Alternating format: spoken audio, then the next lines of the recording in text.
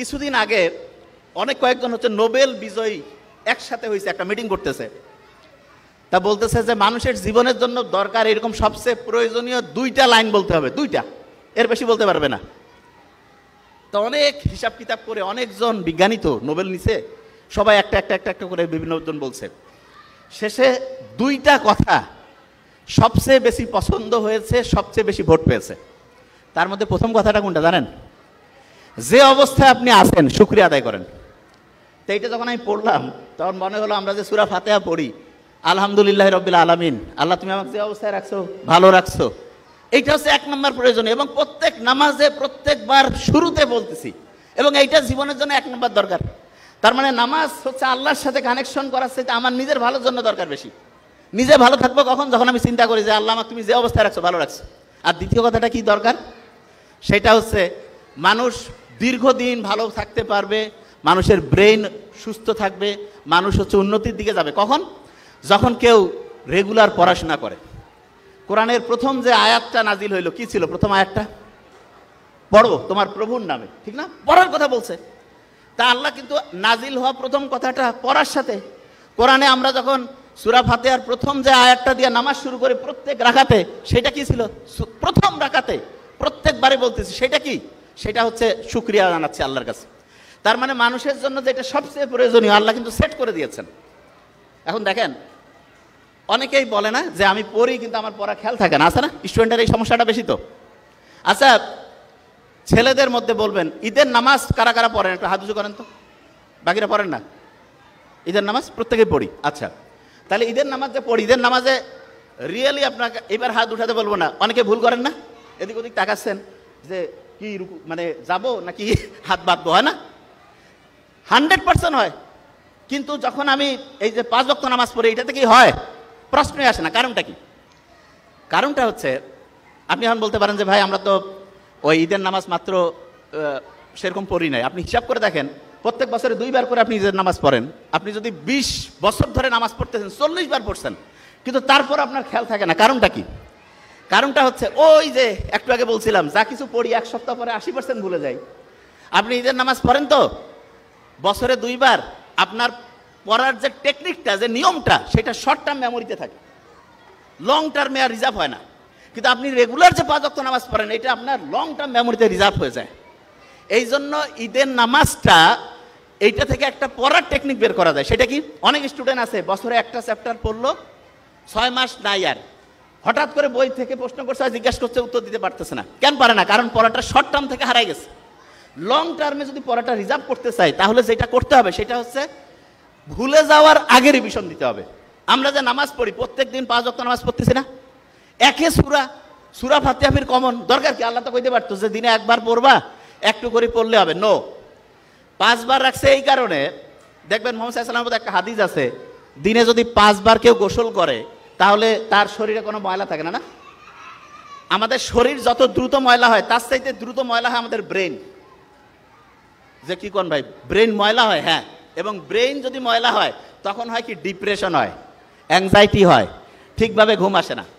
তা ব্রেনটা পরিষ্কার করার জন্য প্রত্যেক দিন 5 বার গোসল করার চাইতে উপকারী জিনিস নামাজের ব্যবস্থা আল্লাহ করছে। তার মানে নামাজ এটা ব্রেন পরিষ্কারের একটা সেরা বুদ্ধি। কিভাবে পরিষ্কার হয়? ওই যে বিজ্ঞানীরা দেখছে, নোবেল বিজ্ঞানীরা, যে সবচাইতে ভালো কোনটা? যে শুকরিয়া যদি থাকে, আপনি যখন নামাজে দাঁড়ান তখন যদি এই শুকরিয়াটা থাকে আপনার মধ্যে, যে আমি যা কিছু পড়ছি, যে অবস্থায় আমি আছি, আল্লাহর কাছে আমি শুকরিয়া, আল্লাহ আমাকে তুমি ভালো রাখছো, অটোমেটেড দেখবেন যে আপনার মনের যে দুশ্চিন্তা, মনের মধ্যে যে খারাপ অবস্থা, এটা আল্লাহর রহমতে নাই হয়ে গেছে। দেখুন,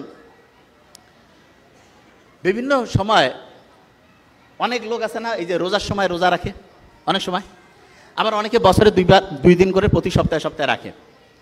বিজ্ঞানীরা দেখতেছে আমাদের শরীরের যে ফাইটিং সিস্টেম আছে না, রোগ প্রতিরোধ ব্যবস্থা, এইটা ওই যে গাড়ি ওয়ার্কশপে গিয়ে পরিষ্কার করে না, এরকম আমাদের রোগ প্রতিরোধ ব্যবস্থাটা পরিষ্কার করার জন্য যতগুলো সিস্টেম আছে তার মধ্যে নাম্বার 1 হচ্ছে রোজা রাখা। তা আল্লাহ যে বলছে যে রোজা তোমার জন্য ফরজ করছি, আর এটার যে কল্যাণ, এটা যদি তুমি বুঝতা। বিজ্ঞানীরা এখন দেখতেছে না, প্রত্যেক দিন আমরা যে রোজা রাখতেছি, প্রত্যেক মাসে যে এরকম করে এক্সট্রা যদি রোজা রাখি, তাহলে আমাদের শরীরটা ক্লিন হয়ে যায়। তা এই জিনিসগুলো আমি এই কারণে বললাম যে আপনি ইসলামের সাথে যদি থাকেন তাহলে আপনি সবচাইতে বেশি উপরের দিকে যাবেন, সবচেয়ে বেশি সেরা হবেন। ওই যে চিঠির কথা, খেয়াল আছে? খেলা রয়ে গেছে, পেটের মধ্যে খিদে লাগছে, আমি বুঝতে পারছি। একটা জিনিস আগে ক্লিয়ার করে দিই, ওই যে বক্সের মধ্যে যে 2টা চিঠি পাইছিল, খেলারাই ফেলছেন এখনই, দেখছেন ব্রেন সব ধ্বংস হয়ে যাচ্ছে। এটা কেমন কথা? ওই চিঠির মধ্যে প্রথম চিঠিতে তো বলছে কত টাকা পয়সা লাগবে, সব ছিল। দ্বিতীয় যে চিঠি, সেখানে কয়েকটা বুদ্ধি দেওয়া ছিল, অবাক হয়ে যাবেন। প্রথম বুদ্ধিটা ছিল, তুমি যে অবস্থায় আছো হাসি খুশি থাকো। দেখেন তো, তুমি যে অবস্থায় আছো হাসি খুশি থাকো, এটা প্রথম অ্যাডভাইস দিয়ে রাখছে। ওই ও আচ্ছা, এটা বোধহয় অনেকের মাথায় আসে নাই যে ভাই ওই বক্সটা আসলো কোথার থেকে। বক্সটা আসছে আপনার মিশরের পিরামিডের নাম শুনছেন? আচ্ছা, অনেকে মনে করে মিশরের পিরামিডে বোধহয় লাশ থাকে না, এটা মনে করেন না অনেকে? আচ্ছা শুনেন, একটা মিশরের পিরামিড নিয়ে 2টা তথ্য দিই আপনাকে। নাসার নাম শুনছেন? ওয়াশিংটনে আছে নাসা, মহাকাশ গবেষণা কেন্দ্র।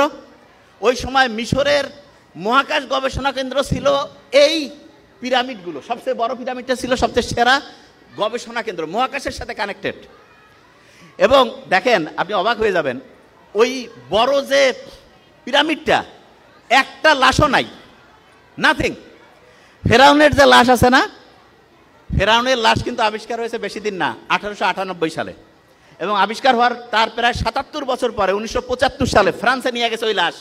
আলাদা পাসপোর্ট দিছে, ও সম্মান করছে ফেরাউনকে, আলাদা পাসপোর্ট করে তাকে ওইখানে নিয়ে গেছে। ফ্রান্সে নিয়ে যাওয়ার পরে ওর লাশ কাটাছেড়া করলো। খুব দামি জিনিস তো, কত হাজার বছর ধরে আছে। তারপরে দেখে ওর ফুসফুসের মধ্যে পানি, এবং তার শরীরের মধ্যে যে চেঞ্জটা, ওইখানকার যারা হচ্ছে ফরেন্সিক মানে ডাক্তারদের মধ্যে একটা টাইপ আছে, তারা মানুষ মারা যাওয়ার কারণ কি ব্যাখ্যা করে লেখে, ফরেন্সিক মেডিসিন। তারা লিখলো যে এর হঠাৎ করে শ্বাসরোধ বন্ধ হয়ে পানিতে ডুবে মরছে। আল্লাহ বলছে না যে তোমার লাশ আমি অবিকৃত রাখবো। যতগুলো ফেরাউন কিন্তু একটা না, বহুগুলো ফেরাউন আছে। জানেন কি এটা? যখন বাংলাদেশের প্রধানমন্ত্রী প্রেসিডেন্ট থাকে না, এরকম মিশরের যে হেড, তাকে ফেরাউন বলে। অনেকে মনে করে এটা বোধহয় কোনো লোকের নাম। নো। তো ওই যে ফেরাউন, সেই ফেরাউন যেটা ওই যে ফ্রান্সে নিয়ে গিয়ে পরীক্ষা করে দেখা গেল সে অবিকৃত অবস্থায় ছিল। অন্য সবগুলো ফেরাউনের কোনো না কোনো জায়গায় ডিস্টার্ব হয়েছে, কিন্তু সে একদম যে অবস্থায় ছিল ঠিক সেই অবস্থায়। আল্লাহ বলছে না যে আমি তোমাকে অবিকৃত রাখবো, ভবিষ্যতের জন্য দৃষ্টান্ত করবো, ঠিক সেটাই করছে। ওই যে পিরামিড, সেই পিরামিডের ভিতরে পাওয়া গেছিল হচ্ছে আপনার ওই যে ওই জিনিসটা, ওই বক্সটা। এবং ওই বক্স পাওয়ার পরে ওইখানে 2টা যে চিঠি, দ্বিতীয় চিঠির মধ্যে কি করছে? প্রথম কথা বলছে, তুমি যে অবস্থায় আছো হাসি খুশি থাকো। এই যে নোবেল বিজ্ঞানীরা যে বললো মানুষের বেঁচে থাকা এবং ভালো থাকার জন্য সবচেয়ে দরকার, ওই কথাটা কি ছিল? এইটা না, যে হাসি খুশি থাকো, যে অবস্থায় আসে শুকরিয়া থাকো। দ্বিতীয় কথা কি ছিল? দ্বিতীয় কথা ছিল ওইখানে লেখা আছে, তোমরা পরিবারের বড় ছোট সবাই একসাথে থাকো। আমরা যে এখন এই যে যত রকমের সোশ্যাল, এই যে কি বলে এটার নাম, সোশ্যাল মিডিয়া হ্যান ত্যান যে আছে, এগুলোতে যে অ্যাডিক্টেড, এটার বড় কারণটা কি? বড় কারণটা হচ্ছে ফ্যামিলির আব্বা আম্মা ভাই বোন, তারপরে দাদা দাদি নানা নানি চাচা চাচি, এই যে বড় ফ্যামিলির যে সত্যিকারের ধারণা, এটা কি আছে? এইটা থেকে দূরে চলে গেছি, এই জন্য ধ্বংস হয়ে যাচ্ছে। এখন এই 2টা যদি আমরা ঠিক করে ফেলি, তখন আপনার ব্রেইনের লাস্ট কথাটা বলবো। ব্রেইনের লাস্ট কথাটা কি সেটা একটু বলি। ব্রেইনের 2টা সাইড আছে, 2টা সাইড। একটা সাইড হচ্ছে ডান পাশ।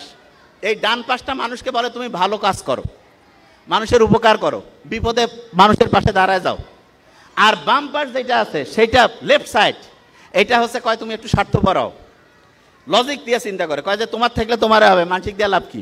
এ কয় মানুষের বিপদে যায় যদি তোমার জান যায়। লেফট যেটা, রাইট সাইড লেফট সাইড 2টাই দরকার আছে, কিন্তু চিন্তা করেন তো কোনটা মানবতার জন্য বেশি দরকার, রাইট না লেফট? রাইট। অন্যের বিপদে আগায় যাওয়া, মানুষকে হেল্প করা, এটা সবচেয়ে রাইটের কাজ। এবং দেখেন আল্লাহ যে বলছে মানুষকে আমি ডানপন্থী করে বানাইছি, ব্রেইনের দেখেন ডানপন্থী, যদিও ব্রেইনের ডান পাশটা শরীরের বাম পাশ, বাম পাশটা শরীরের ডান পাশ নিয়ন্ত্রণ করে, কিন্তু এটা ইন্টারেস্টিং। এবং দেখেন যে এই আচ্ছা, এখানে কেউ কি আছেন যমজ ভাই বোন আছেন? যমজ ভাই বোন আছে কেউ?